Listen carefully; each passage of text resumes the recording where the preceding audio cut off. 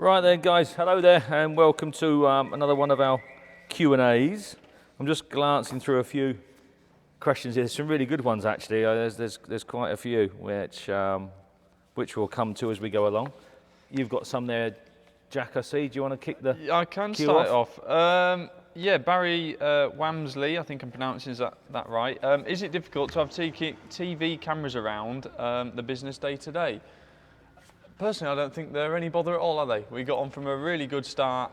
It was a little bit surreal to begin with, wasn't it? And well, I certainly found it very difficult. I still do, to talk to a camera. Even now, I can never get my words out properly. But to be fair, we work with a great team, and we all get on ever so well. And they don't really give us any drama. No, they sort of capture what they can. If they miss it, they miss it. And there's the odd little time, you know, they pull you away for a chat, which is obviously to be expected about a certain vehicle or item or memorabilia.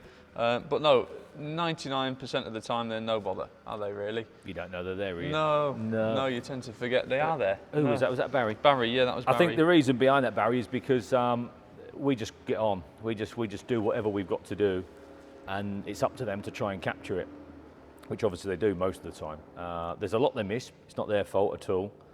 They can't be everywhere all the time, so there's some real interesting stuff they miss, unfortunately, which we're going to try and do something about and capture that if we can. I even invested in some of those GoPros that go on here, you know, at times, if we can just flick them on, because there is some real interesting bits. But no, that sort of runs in with a question here from Heather there, Heather Pullen there. She's put, do you get nervous when the TV crew about? Sort of goes hand in glove with Barry's one there.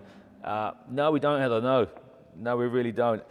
You've just got to be careful. I just had to do some filming a moment ago with a collection, and I didn't want to speak to the collector, the guy who's taking the car away there, because once you start a conversation and have a little bit of a chat with them, it's hard to repeat it again on camera.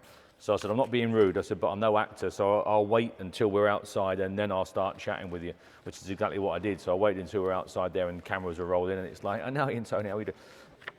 It's the hardest thing in the world trying to do it twice, what is for me, because I'm not an actor. So no, in answer to both Heather and Barry, it's no, it's, to be fair, it's, yeah, we just sort of crack on with what we do, don't we? Mark Black, is there a car that you used to not particularly like but now do? There is actually, ever since it's a Lotus Esprit Turbo. I yet to drive, I say yet to drive, other than the blue one last sale, which I'm leading on to say. Yeah, Lotus Esprit Turbo. Never particularly liked them. They look a lot of car, but every one I drove, and you don't get many, I suppose, do you? So there's a fine line. We've had our fair share, haven't we? But we don't get many. No, and we only maybe get half a dozen a year, don't we? Yeah, and they never did anything for me. And then we had a lovely low mileage blue one, and I took it down the industrial estate the other month, and it changed my mind. It drove lovely, that one. It did. So yeah, Lotus Esprit Turbo for me. It's a similar type of thing. I say the same thing to people. Every now and again, we do, as an example, we do hundreds, don't we, of MGBs, and every now and again, for whatever reason, you'll get one that just works, just fits, and you think, oh, this is lovely, this, you know. And the same with the Lotus. The same with anything. You could drive a dozen P4s.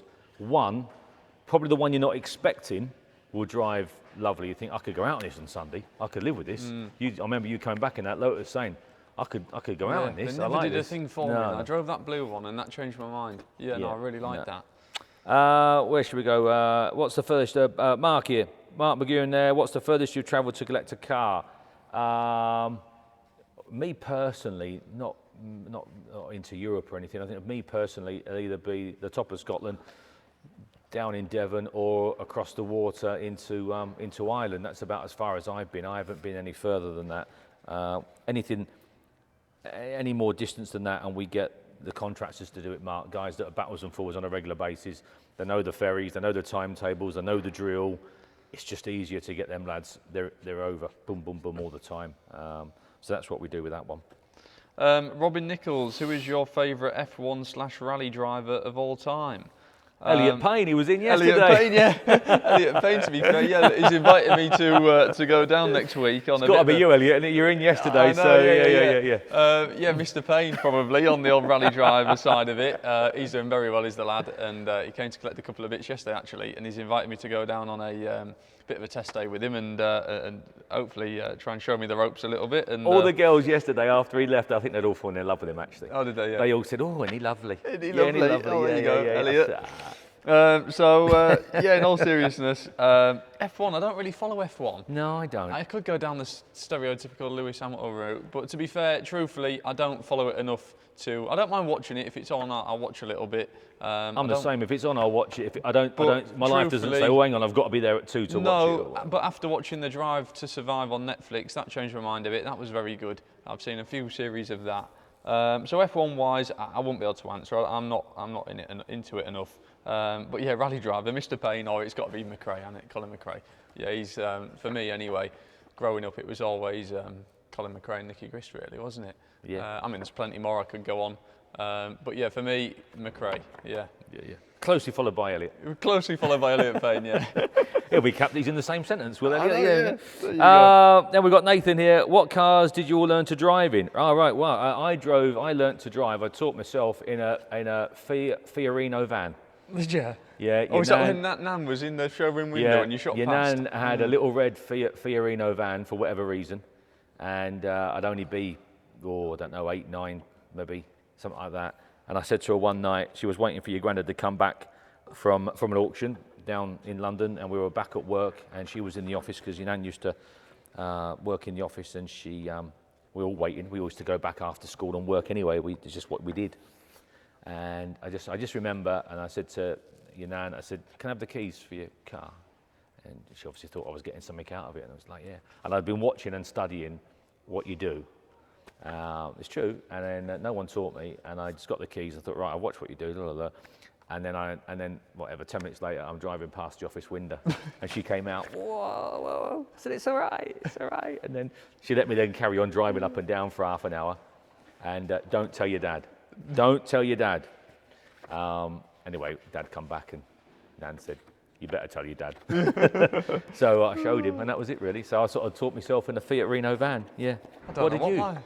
It'd be something what you have, wouldn't it? I suppose. I'm trying to cast back. I know what Amy's was. It was your sister. It was a Volvo XC70, I think I had. Automatic. Yeah, because it was easy for automatic, and it got 2 pedals to worry about. No, I honestly don't know. I cannot remember. You've had so many cars over the years. I don't even know, blimey. I'd have only been, don't know how old I'd have been. I was on quad bikes at 3, wasn't I? Was it 3? Well, I bought it for your second birthday, but I think it was probably you were nearer 3 by the time you got the hang of it. Yeah, and then driving-wise, we had a Legacy, didn't we, around the the old Legacy. Pub, but that wouldn't have been the first thing I drove. I don't know. I can't remember. It was that long ago. I've driven that many since. Yeah. Well, that was mine anyway. Yeah, Fiat Reno. But you told me off because it didn't have any brakes, did it? And I kept going too fast down the hill. Oh, right. But there was one of those no brakes. Yeah. Where are we? Where are we looking? Let's have a look and see if there's anyone. Oh, yeah, that's a good one. John Bowles there. How did Bubbles get his nickname? Is he a West Ham? I don't know if he's a West Ham fan. I don't know. Bubbles, shampoo, Bubbles, sponge. Yeah, he used to come in, Jeff, he used to come in every weekend when he was still working and basically help us wash all the cars on the forecourt outside.